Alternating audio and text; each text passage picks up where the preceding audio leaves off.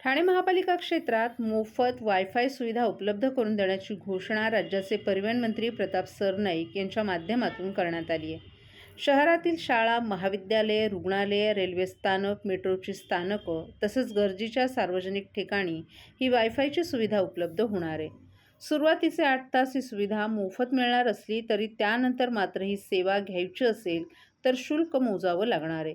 यापूर्वी देखील शहरात वायफायची सुविधा देण्याची योजना आखली होती, मात्र ही सुविधा वादाच्या भोवऱ्यात सापडली होती.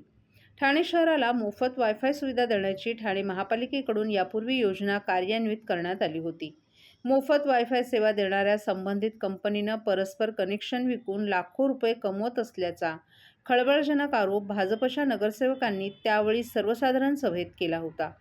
या संपूर्ण प्रकरणाची चौकशी करून संबंधित कंपनीवर कारवाई करण्याची मागणीही नगरसेवकांनी त्यावेळी केली होती. आता पुन्हा एकदा शहरात मोफत वायफाय देण्याची घोषणा राज्याचे परिवहन मंत्री प्रताप सरनाईक यांच्याकडून करण्यात आली आहे. यासाठी त्यांनी शासनाचा निधी देण्याची तयारी दर्शवली आहे. संबंधित कंपनीशी या संदर्भात लवकरच करार करण्यात येणार आहे. शहरातील शाळा, महाविद्यालये, रुग्णालये, रेल्वे स्थानक, मेट्रोची स्थानकं तसंच गर्दीच्या सार्वजनिक ठिकाणी ही वायफायची सुविधा उपलब्ध करून दिली जाणार आहे. सुरुवातीचे 8 तास ही सुविधा मोफत मिळणार असली तरी त्यानंतर मात्र या सेवेचा लाभ घ्यायचा असेल तर ठाणेकरांना यासाठी शुल्क मोजावं लागणार असल्याचं मंत्री सरनाईक यांनी सांगितलं. सर्व नागरिकांना आवाहन करण्यात येत आहे की सध्या डासांमार्फत पसरणाऱ्या डेंग्यू या आजाराचा प्रसार रोखण्यासाठी प्रत्येकाने पुढील प्रमाणे कार्यवाही करावी. डेंग्यू आजार एडिस इजिप्ती हा डास चावल्याने होतो. या डासांची पैदास साचलेल्या किंवा साचवलेल्या स्वच्छ पाण्यामध्ये होते. 8 दिवसांपेक्षा जास्त दिवस पाणी उघडे व साचून राहिल्यास त्यात डास अंडी घालतात. अंड्यांच्या अळ्या तयार होऊन पुढे डास तयार होतात. यासाठी आपल्या घरातील पाणीसाठे उदाहरणार्थ बॅरल्स, पिंपे, टाक्या, हौद, रांजणे इत्यादी दर आठवड्याला रिकामे करून घासून पुसून कोरडे करून पुन्हा भरावे. 1 दिवस कोरडा दिवस म्हणून पाळावा. पाणी साठ्यांना घट्ट झाकणे बसवावीत किंवा जुनी साडी, चादर, धोतर यांनी बांधून झाकून ठेवावीत, म्हणजे डास त्यात जाऊन अंडी घालणार नाहीत. घराच्या गच्चीवर, आजूबाजूला, अंगणात कोठेही पाणी साचू देऊ नये. भंगार सामान उघड्यावर टाकू नये. उदाहरणार्थ टायर्स, प्लास्टिक सामान, कुंड्या, टाकाऊ वस्तू इत्यादी. अशा सामानात पावसाचे पाणी साठून त्यात डेंग्यूच्या डासांची पैदास होते. घरातील कूलर्स, फ्रीजच्या पाठीमागील ट्रे हे देखील वेळोवेळी कोरडे करावेत.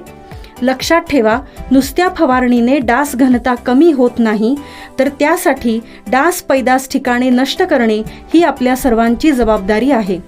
कोणताही ताप अंगावर न काढता जवळच्या शासकीय रुग्णालयात मोफत औषधोपचार घ्या.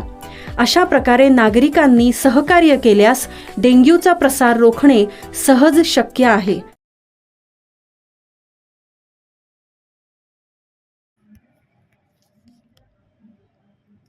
हरकत येण्यापूर्वीच प्रादेशिक मनोरुग्णालयातील शेकडो झाडांची कत्तल, राष्ट्रवादीच्या कार्यकर्त्यांनी केली वृक्ष पाहणी. प्रादेशिक मनोरुग्णालयाच्या जागेत विस्तारित रेल्वे स्टेशन आणि मनोरुग्णालयाची विस्तारित इमारत बांधण्यासाठी वृक्षतोड केली जाणार आहे.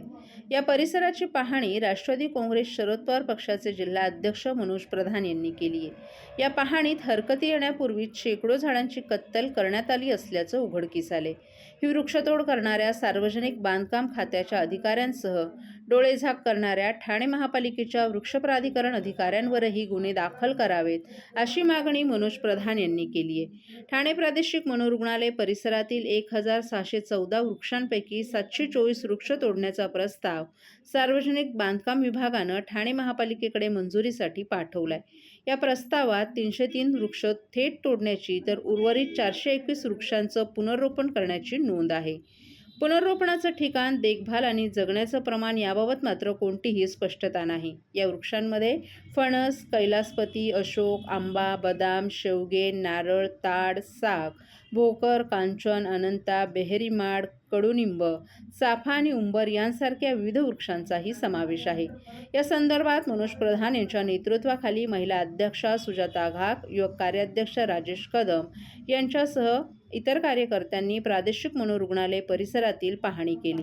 या पाहणीनंतर अधीक्षक नेताजी मुळीक यांची भेट घेऊन त्यांना निवेदन दिलं. या पाहणीमध्ये अनेक ठिकाणी आधीच वृक्षतोड झाल्याचं निदर्शनास आले. अतिशय जुने झाडही तोडण्यात आली असल्याचंही दिसून आले. या संदर्भात मनोज प्रधान यांनी देशातील सर्वात मोठे मनोरुग्णालय या ठिकाणी उभं राहणार असून किंवा रेल्वेचं विस्तारीकरण होणार आहे याचं आम्हाला कौतुकच असल्याचं सांगितलं. किंबहुना विकासाचे आम्ही स्वागतच करत आहोत, परंतु शहरात उरलेली शेवटची वनराई नष्ट करण्यात येत असेल तर आम्ही ते सहन करणार नाही. सर्वात महत्त्वाचं म्हणजे याबाबत विचारणा केल्यानंतर ठाणे महापालिकेचे अधिकारी उडवाउडवीची उत्तरं देत असल्याचं त्यांनी सांगितलं. 24 नोव्हेंबर रोजी वृक्षतोड करण्याबाबत हरकती मागवल्या जात आहेत आणि त्याआधीच झाडं तोडली जात आहेत. झाडांच्या फांद्या तोडायच्या असतील तर परवानगी घ्यावी लागते. इथे परवानगीच्या आधीच कत्तल करण्यात आली आहे. सर्वोच्च न्यायालयाचे न्यायाधीश ओक यांनी झाडं तोडणे हे खुनासारखं आहे असं म्हटलं होतं. सर्वोच्च न्यायालयाचा हा निर्णय असताना जर वृक्षतोड होत असेल तर संबंधितांवर गुन्हे दाखल करावेत. या संदर्भात आपण पोलीस ठाण्यात पत्र देणार असल्याचंही प्रधान यांनी सांगितलं. ताजा असताना ठाण्यामध्ये देखील वृक्षांची कत्तल केली जाणार आहे असं समजलं जात आहे. काय वाटतंय एकंदरीत कशा प्रकारचा तुमची पुढची भूमिका असणार आहे संदर्भातली?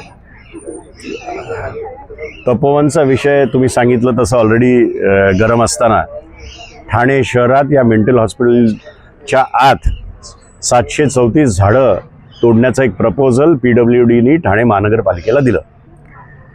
ठाणे महानगरपालिकेने 24 नोव्हेंबरला नोटीस दिलेली आहे आणि त्याच्यात ते म्हणतात की 7 दिवसात जर कोणाला ह्याच्याबद्दल काही आक्षेप असेल तर त्यांनी नोंदवावा. आता आज आम्ही 8 डिसेंबरला या ठिकाणी आलो आहे, म्हणजे तो वेळ संपल्यानंतर 7-8 दिवसात आम्ही आलो आहे. मी तुम्हाला किमान 100, 150, 200 झाडं दाखवीन जी ऑलरेडी तोडलेली आहेत. मग मला एक सांगा, ही काय ह्या गेल्या 7 दिवसात तोडलेली झाडं आहेत का? तर नाही. हे फक्त दाखवण्यापुरतं नोटीस देणं, दाखवण्यापुरतं वेळ देणं, पण त्यांचं काम तर झाडं तोडण्याचं त्यांनी सुरूच केलेलं आहे. आणि ह्याच्या निषेधार्थ आज आम्ही या ठिकाणी आलेलो आहोत. ते सांगताना असं सांगतात की 303 झाडं ही टोटली आम्हाला तोडायला लागतील आणि 431-34 झाडं ही आम्ही ट्रान्सप्लांट करू. माझा प्रश्न TMCला हा आहे की आत्तापर्यंत कुठलं ट्रान्सप्लांट केलेलं झाड आज जगलं आहे ते मला दाखवा. ह्या मेंटल हॉस्पिटलमध्ये माझ्याकडे यादी आहे, त्याच्यात 15 झाडं अशी आहेत जी हेरिटेज झाडांमध्ये आहे. आम्हाला दाखवा ही 15 झाडं कुठली, आणि ह्या 15 झाडांमधलं एकही झाड तर तोडत नाही ना, हेही आम्हाला कळून द्या.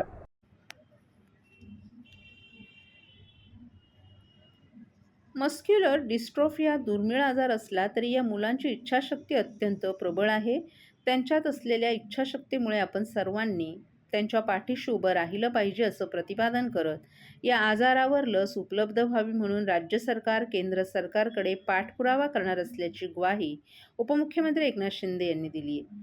ठाण्यातील स्वर्गीय गंगूबाई शिंदे सभागृहात आयोजित मस्क्युलर डिस्ट्रॉफीग्रस्त आणि गरजू रुग्णांसाठी इलेक्ट्रिक व्हीलचेअर आणि वॅटमेड बायपॅप मशीन वितरण कार्यक्रमात ते बोलत होते.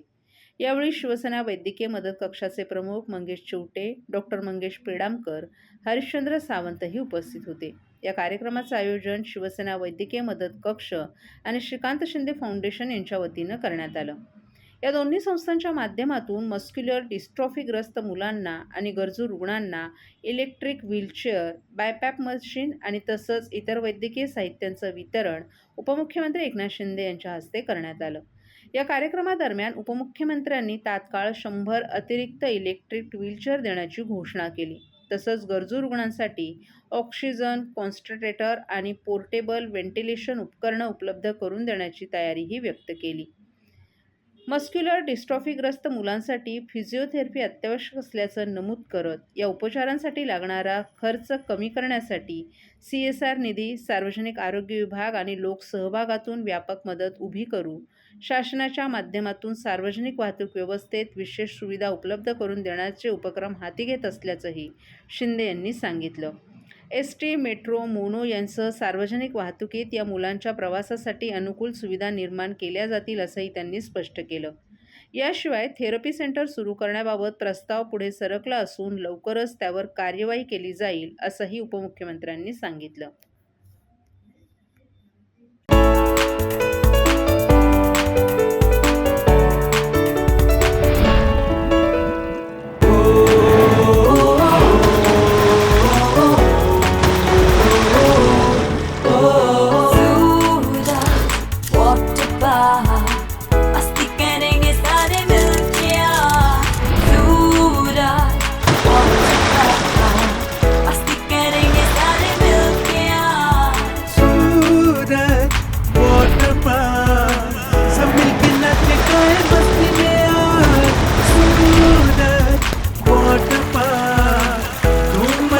सब मिलके आज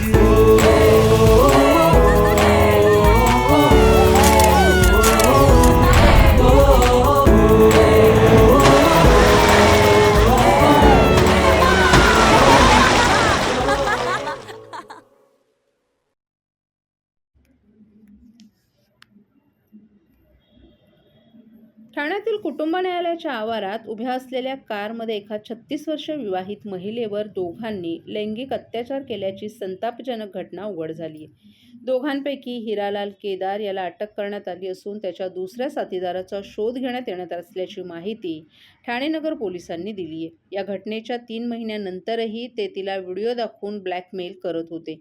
त्यांच्याकडून होणाऱ्या बदनामी आणि ब्लॅकमेलिंगला कंटाळून अखेर या पीडितेनं धाडस दाखवत त्यांच्या विरोधात गुन्हा दाखल केलाय.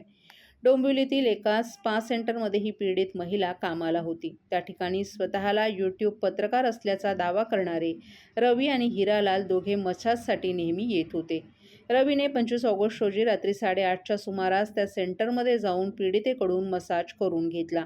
त्यानंतर आज माझा वाढदिवस आहे, केक कापायचा असल्याचा बहाणा करून त्यांनी पीडितेला बाहेर उभ्या असलेल्या कारमध्ये नेलं होतं. या घृणास्पद प्रकारानंतर त्यांनी तिला रात्री 11 वाजता रस्त्यावर सोडलं. याची कुठे वाच्यता केल्यास तिच्याशी केलेल्या शरीर संबंधाचा व्हिडिओ व्हायरल करू अशीही धमकी दिली होती. बदनामीच्या आणि व्हिडिओ व्हायरल होण्याच्या भीतीनं पीडितेनं याची तक्रार केली नव्हती. रवीने 28 नोव्हेंबर रोजी सायंकाळी 4 वाजण्याच्या सुमारास मासोंदा तलाव आणि 3 डिसेंबर रोजी सायंकाळी 4:30 वाजण्याच्या सुमारास कोपिनेश्वर मंदिर या ठिकाणी तिचा अश्लील व्हिडिओ व्हायरल करण्याची धमकी दिली. याला कंटाळून अखेर तिने 5 डिसेंबर रोजी ठाणे नगर पोलीस ठाण्यात दोघांविरोधात गुन्हा दाखल केलाय. तक्रारदार फिर्यादी महिला जी आहे तिने आल्यानंतर आपण जो गुन्हा दाखल केला ते 2 आरोपींविरुद्ध आपल्याकडे तक्रार दिलेली आहे. तर 2 पैकी 1 आरोपीला आपण अटक केलेली आहे. दुसऱ्या आरोपीचा अजून शोध. 25 ऑगस्ट या दिवशी यातील एक जो आरोपी आहे अद्यापर्यंत मिळून न आलेला फरारी आरोपी जो आहे त्या आणि पार्टीसाठी निमंत्रण दिलं पण तिने ते नाकारलं. मग तो म्हणे की गाडीमध्येच आपण सेलिब्रेशन करू आणि ती तिच्या कामाच्या ठिकाणावरून बाहेर पडत असताना तिला गाडीत बसवलं. तिने केक कापला आणि मग तिला म्हणे की केक तू म्हणजे ती म्हणे वाढदिवस तुमचा आहे तर केक पहिला तुम्ही खा म्हणून. तर नाही म्हणे माझ्या तोंडात काहीतरी आहे पहिल्यांदा तू खा नंतर मी खातो. आणि तिला तो केक खाऊ घातल्यानंतर एक काही वेळानंतर तिला गुंगीसारखं चक्कर यायला लागली आणि तिच्या बाबतीत हा विवाहित तर तिला ते गुंगीकारक